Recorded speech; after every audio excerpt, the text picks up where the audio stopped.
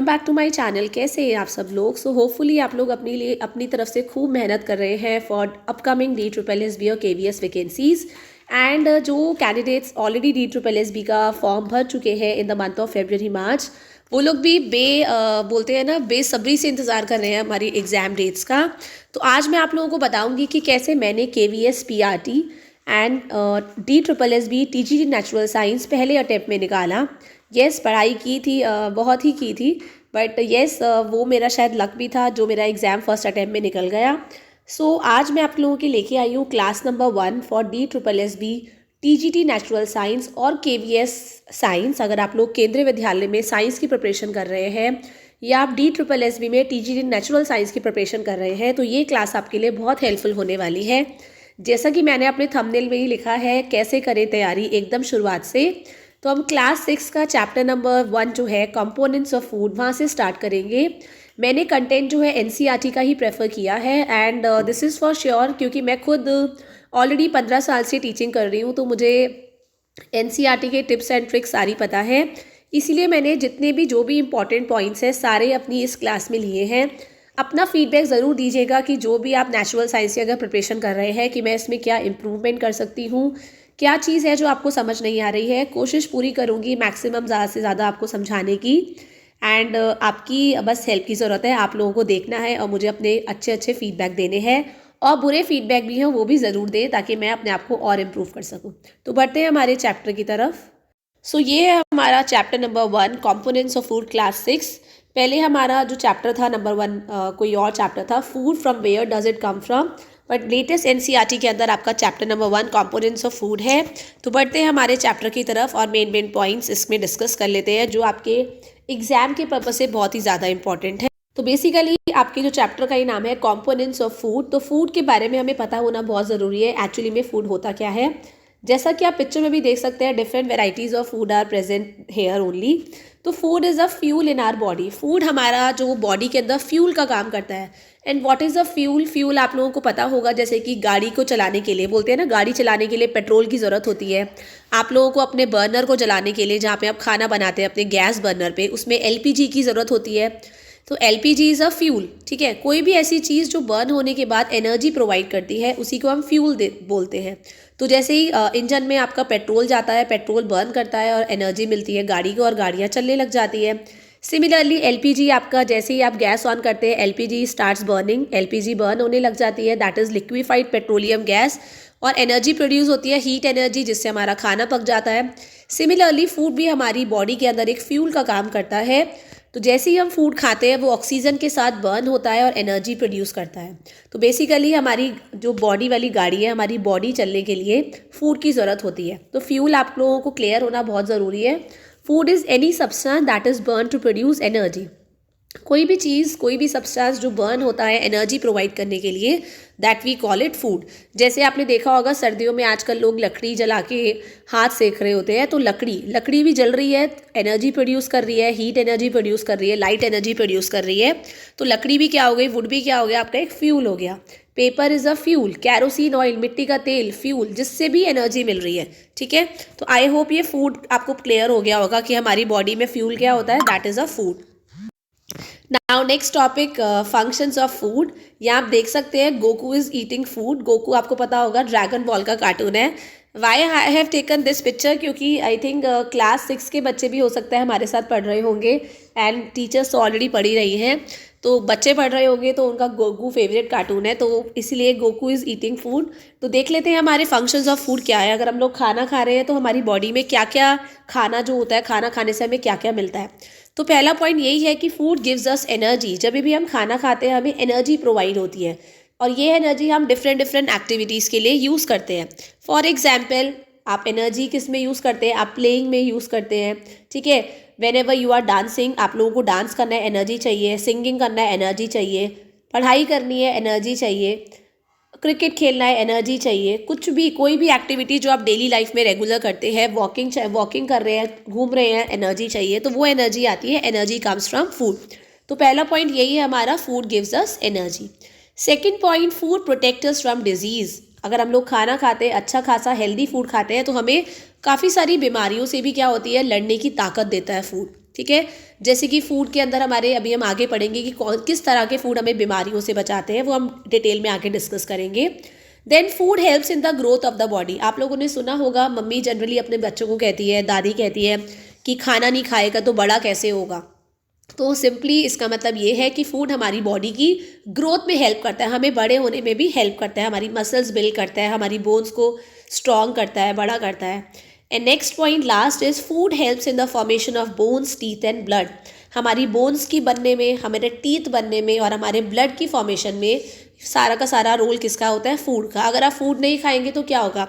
काफ़ी सारी बीमारियों से आपका सामना हो सकता है, ठीक है। वो हम डिटेल में आगे पढ़ेंगे। Now next types of nutrients, ठीक है। पहले हमें पता होना चाहिए जो हम कंपोनेंट्स ऑफ फूड एक्चुअली में पढ़ रहे हैं वो होते क्या हैं। तो कंपोनेंट्स ऑफ फूड मतलब फूड के अंदर क्या क्या चीज़ें हैं। तो फूड के अंदर क्या होते हैं? फूड के अंदर होते हैं आपके न्यूट्रिएंट्स। तो यहाँ आप देख सकते हैं, nutrients are the components of food that are body needs. Nutrients हमारे फूड के अंदर ऐसे कंपोनेंट्स होते हैं जिससे हमारी बॉडी की सारी ज़रूरतें पूरी होती हैं। तो बेसिकली हमारे 5 टाइप्स के न्यूट्रिएंट्स होते हैं जो मेन होते हैं। Carbohydrates, proteins, fats, vitamins, minerals. ये 5 आपके मेन टाइप्स के न्यूट्रिएंट्स हैं। बट वाटर और रफेज को हम इसलिए इंक्लूड करते हैं कि इसके बिना क्या होता है, सब कुछ इनकम्प्लीट है हमारा, ठीक है। पानी भले ही हमें कोई न्यूट्रिएंट नहीं देता है, पर बाकी सारे जो न्यूट्रिएंट्स खा रहे हैं ना, उनकी डाइजेशन में बहुत हेल्प करता है। सिमिलरली रफेज खा के कोई न्यूट्रिएंट नहीं मिलता है, लेकिन रफेज क्या करता है, हमारे बाकी जो आप न्यूट्रिएंट्स खा रहे हैं ना, उसकी बॉडी में एब्जॉर्प्शन में, डाइजेशन में मदद करता है। इसीलिए हम वाटर और रफेज को भी न्यूट्रिएंट्स में काउंट कर लेते हैं। तो सबसे पहले कैटेगरी हमारी आ गई कार्बोहाइड्रेट्स। हम एक एक न्यूट्रिएंट बहुत डिटेल में करेंगे। इट इज़ फॉर श्योर, अगर आप लोगों ने ये स्लाइड्स देख ली, आप लोग एक एनसीईआरटी की जल्दी जल्दी रीडिंग भी करेंगे तो सारे आपके इंपॉर्टेंट पॉइंट्स उसमें कवर हो गए हैं। तो चाहे आप बच्चे हैं चाहे आप टीचर हैं, दोनों के लिए ये हेल्पफुल है। सो कार्बोहाइड्रेट्स, जैसे कि आपको लोगों को पता होगा और नहीं पता है, तो कार्बोहाइड्रेट्स 2 तरह के होते हैं, स्टार्च एंड शुगर। ये 2 तरह के कार्बोहाइड्रेट्स होते हैं। और कहाँ कहाँ पे मिलते हैं हमें कार्बोहाइड्रेट? स्वीट्स में। जितनी भी आप मिठाइयाँ खाते हैं, सारी मिठाइयाँ मीठी होती है, जो भी आप मीठी चीज़ें खाते हैं ना, उसमें कार्बोहाइड्रेट्स होता है। ग्लूकोज, आप लोगों ने देखा होगा, ग्लूकॉन डी के अंदर आपका कार्बोहाइड्रेट होता है। राइस में, चावल में होता है। व्हीट, गेहूँ में होता है। ब्रेड जो आप खाते हैं उसमें भी आपका कार्बोहाइड्रेट होता है। पोटैटो, आलू में होता है और हनी में होता है। इसके अलावा भी काफ़ी सारी चीज़ें मैंने मेंशन नहीं करी है, but these are the important things. And basically carbohydrates का फंक्शन ही क्या होता है, क्योंकि कार्बोहाइड्रेट जो होता है हमें एनर्जी प्रोवाइड करता है, ठीक है। तो इट प्रोवाइड्स अस एनर्जी, इसके अलावा कोई भी रोल नहीं होता है, ठीक है। एंड यहाँ पे आप देखेंगे, important to note, glucose is the instant source of energy. आप लोगों ने देखा होगा, जब भी कोई अचानक से बेहोश हो जाता है स्कूल के अंदर ही, हम सबसे पहले बोलते हैं अरे ग्लूकॉन डी लेके आओ, ग्लूकॉन डी लेके आओ। इसके लिए क्यों? क्योंकि जैसे ही हम ग्लूकॉन डी पीते हैं, ग्लूकोज पीते हैं, हमारी बॉडी में एकदम से एनर्जी आ जाती है। नेक्स्ट, आप लोगों ने ये भी देखा होगा, जब हम पेशेंट्स हॉस्पिटल में एडमिट होते हैं, या आप भी कभी हॉस्पिटल में एडमिट हुए हो, आप लोगों को ग्लूकोज की ड्रिप लगती है। ग्लूकोज की ड्रिप क्यों लगती है? क्योंकि ग्लूकोज क्या होता है, अगर जब पेशेंट खाना नहीं खा पाता है तो उसके अंदर क्या होती है, बॉडी में एनर्जी की ज़रूरत तो पड़ेगी, ठीक है। तो उस टाइम पे क्या होता है, वो एनर्जी जो होती है, वो जो अब ग्लूकोज की ड्रिप लगी होती है ना, उससे आती है। और इसी वजह से क्या होता है, ग्लूकोज की ड्रिप, जब इंसान, जब पेशेंट, कोई भी आदमी जब नॉर्मल खाना नहीं खा पाता है, तो ग्लूकोज के थ्रू ही उसके अंदर एनर्जी प्रोवाइड की जाती है। तो it is very very important to note कि ग्लूकोज इज़ द इंस्टेंट मतलब एकदम से, जैसे ही आप ग्लूकोज लेंगे एकदम से बॉडी में एनर्जी आ जाएगी। नाउ नेक्स्ट बढ़ते हैं, test for starch, which is very very important topic. ये आपको एनसीईआरटी के अंदर भी मिलेगा। मैंने एकदम शॉर्ट में आपको बता दिया है कि स्टार्च का टेस्ट होता कैसे है। आपको क्या करना है, एक टेस्ट ट्यूब के अंदर फूड आइटम लेना है और उसमें 2-3 ड्रॉप्स डालनी है आयोडीन सॉल्यूशन की। जैसे ही आप वो 2-3 ड्रॉप्स डालेंगे ना, एकदम से आप देखेंगे कि जो आपका फूड है ना, वो ब्लू ब्लैक कलर का हो जाएगा, डार्क ब्लू कलर का हो जाएगा। और अगर वो डार्क ब्लू कलर का हो गया, इसका मतलब जो भी आपने फूड आइटम डाला है उसमें स्टार्च है। अगर नहीं हुआ तो नहीं है। तो यहाँ आप देख सकते हैं, मैंने पिक्चर के थ्रू भी ये शो किया हुआ है। ये टेस्ट ट्यूब है, यहाँ से आयोडीन सॉल्यूशन डल रहा है। तो याद रखेंगे, जब भी स्टार्च की प्रेजेंस का करते हैं हम टेस्ट, हमेशा आयोडीन सॉल्यूशन ही यूज़ करते हैं। यहाँ आ गए हमारे फैट्स की तरफ। फैट्स जो होते हैं आपके सेकेंड टाइप ऑफ न्यूट्रिएंट है। सोर्सेज इसके क्या है, आपको ऑयल में, घी में, ठीक है, बटर में, मक्खन में, फिश में, नट्स जितने भी होते हैं, चाहे एलमंड्स है, कैश्यू नट्स हैं, ठीक है, आपके पिस्ता होते हैं, एग्स हो गया, चीज़ हो गया, इन सब के अंदर आपके क्या होते हैं, फैट्स होते हैं, ठीक है। एंड फैट्स का रोल क्या होता है, ये भी आपको एनर्जी प्रोवाइड करते हैं, पर ये कार्बोहाइड्रेट से भी ज़्यादा एनर्जी देते हैं, ठीक है। They gives you more energy than carbohydrates. यहाँ पे भी टेस्ट है फैट्स का, जो आप घर पे भी कर सकते हैं। इसमें क्या करना है, आपको फूड आइटम लेना है और एक पेपर में कोई भी सब्जी ले सकते हैं आप, क्योंकि आपको पता है कि ऑयल जो होता है ना सारी सब्जियों में डलता है, मतलब ऑयल के बिना कोई सब्जी नहीं बनती, चाहे दाल हो, चाहे आप लोग क्या बना, आप सब्जी बना रहे हैं, कोई प्याज की सब्जी बना रहे हैं या आलू गोभी बना रहे हैं, हर जगह आप ऑयल डालते हैं। तो कैसे चेक करेंगे, फूड आइटम को लेंगे और पेपर में उसको दबा देंगे, और उसको जैसे ही आप दबाएंगे ना, आप देखेंगे पेपर के ऊपर ना ऑयल का एक पैच बन गया, ऑयल का एक धब्बा आ जाता है, जिससे क्या करते हैं, अगर आप सनलाइट में देखेंगे ना तो पेपर ट्रांसलूसेंट हो जाता है। ट्रांसलूसेंट, ये अभी आप आगे पढ़ेंगे ट्रांसलूसेंट क्या होता है। मतलब ट्रांसलूसेंट मतलब होता है कि आपको उसमें से थोड़ा थोड़ा दिखाई देता है, क्लियरली दिखाई नहीं देता है। जैसे एक ग्लास होता है ट्रांसपेरेंट होता है, पर आपने देखा होगा ट्रांसलूसेंट होता है जो बाथरूम विंडोज़ वगैरह में, कई बार बाथरूम के डोर्स में यूज़ होता है, जिसमें आपको ये तो पता लगता है कि हाँ अंदर कोई है, लेकिन क्लियरली पता नहीं लगता है कि कौन है, ठीक है। तो ट्रांसलूसेंट होता है जिसमें से लाइट जो होती है कंप्लीटली पास नहीं हो पाती है, पर थोड़ी थोड़ी पास होती है। तो करना क्या है, कैसे पता लगेगा, जैसे ही आप वो ऑयली पैच है ना वो सनलाइट की तरफ देखेंगे ना, तो आप देखेंगे लाइट थोड़ी थोड़ी उसमें से पास हो रही है। तो अगर पेपर ट्रांसलूसेंट हो जाता है, ऑयल का उसमें धब्बा बन जाता है, तो इसका मतलब आपके फूड आइटम के अंदर ऑयल है, फैट है। नाउ नेक्स्ट आ जाते हैं प्रोटीन्स के ऊपर। प्रोटीन्स, जैसे ही प्रोटीन्स आ जाते हैं तो they are like the mechanics, मतलब हमारी बॉडी के मैकेनिक्स होते हैं। जैसे बोलते हैं ना गाड़ी का मैकेनिक होता है, जितने भी टूटे फूटे पार्ट्स होते हैं गाड़ी के, कुछ भी गाड़ी में कमी होती है वो उसको रिपेयर करता है। सिमिलरली हमारी बॉडी के अंदर भी जितने भी सेल्स होते हैं जो डैमेज हो जाते हैं, जो सेल्स खराब हो जाते हैं, जो कोशिकाएं खराब हो जाती हैं, उनको रिपेयर करने में प्रोटीन हेल्प करता है। साथ में ये न्यू सेल्स को बनाने में भी हेल्प करता है। तो ये आपकी पल्सेस में, दालों में आपका प्रोटीन होता है, फिश के अंदर प्रोटीन होता है, एग में प्रोटीन होता है, मिल्क में, मीट में, पनीर में, ये सारे आपके प्रोटीन रिच सोर्सेज हैं।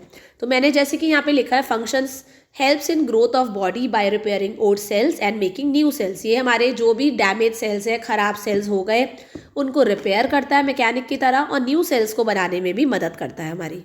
लास्ट आ गए हमारे वाइटामिन एंड मिनरल्स, ठीक है। वाइटामिन एंड मिनरल्स आपके जो सोर्सेज हैं, दोनों के सोर्सेज सेम है। जितने भी आपके फ्रूट्स है, वेजिटेबल्स है, मिल्क है, वीट है, राइस है, एग है, इन सब के अंदर आपके वाइटामिन और मिनरल्स दोनों होते हैं। मेन जो फंक्शन होता है वाइटामिन का यही होता है कि जो बीमारियों से लड़ने की हमारी बॉडी में शक्ति आती है वो विटामिन से आती है। आपने देखा होगा जब हम बीमार होते हैं काफ़ी ज़्यादा, तो डॉक्टर्स भी सजेस्ट करते हैं कि इसको फ्रूट्स खिलाओ। और ये भी हमने सुना है ना एक कि an apple a day keeps a doctor away. अगर आप एक एप्पल रोज़ खाते हैं तो डॉक्टर के पास आपको जाना ही नहीं पड़ेगा।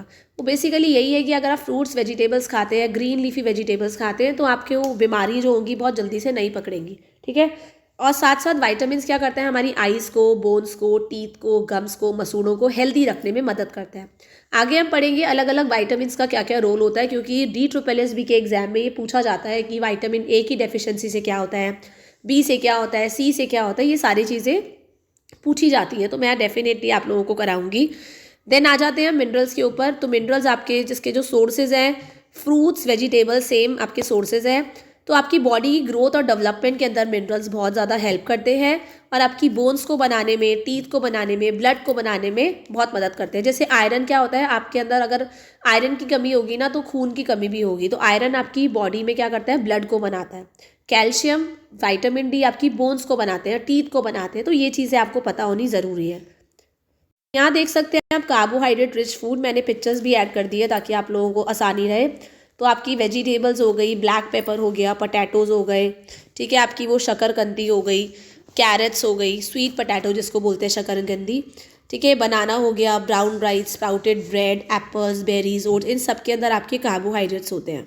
ये आपका ऑयल है, ऑयल के आपके बटर, ऑयल, नट्स, मैंने आपको बताया था, चॉकलेट्स, मीट, फिशेस, एवोकेडोज, इन सब के अंदर आपके फैट्स होते हैं। ये आपके प्रोटीन के रिच सोर्सेज आ गए, pulses, milk, fish, egg, meat, milk preparations, मतलब जो भी दूध से बनी हुई चीज़ें हैं। दूध से पनीर भी बनता है, दूध से दही भी बनती है, दूध से आइसक्रीम भी बनती है। तो सारी की सारी चीज़ें प्रोटीन रिच है। ये आ गए आपके लास्ट वाइटामिन एंड मिनरल्स। यहाँ आप देख सकते हैं होल ग्रेन्स, पल्सेस, आप ब्रेड खा रहे हैं, होल ग्रेन ब्रेड मतलब ब्राउन ब्रेड खा रहे हैं, फिश, नट्स, यहाँ पे चीज़, कैरेट, स्वीट पटैटोज़, यहाँ पे सनलाइट, ठीक है, बीफ लिवर, नट्स, चीज़, यहाँ पे pulses, red meat, nuts, green vegetables या टोमेटोज, ऑरेंजेस, मतलब ऑलमोस्ट सारी की सारी चीज़ें जो है इसमें कवर हो गई हैं फूड में। सो ये आपकी वाइटामिन रिच और मिनरल रिच डाइट है। तो होपफुली आप लोगों को कुछ ना कुछ तो समझ आया होगा, और अगर अच्छा समझ में आया तो मुझे अपना फीडबैक ज़रूर दीजिएगा एंड लेट मी नो कि मैं क्लासेस कंटिन्यू करूँ और कौन से टॉपिक्स मैं पहले कवर करूँ। वैसे मैं चाहती हूँ मैं सीक्वेंस में ही चलूँ, ताकि आप लोगों का भी कॉन्फिडेंस लेवल अच्छा हो कि हमने एकदम बेसिक से पढ़ाई स्टार्ट कर दी है। ठीक है, तो मिलते हैं हमारी नेक्स्ट क्लास में कंपोनेंट्स ऑफ फूड की। I will try to complete the chapter in the next class. मैं कोशिश करूँगी कि मैं 20-25 के मिनट्स की वीडियो में ही नेक्स्ट चैप्टर को कंप्लीट कर दूँ। So thank you every one for watching my videos and merry Christmas.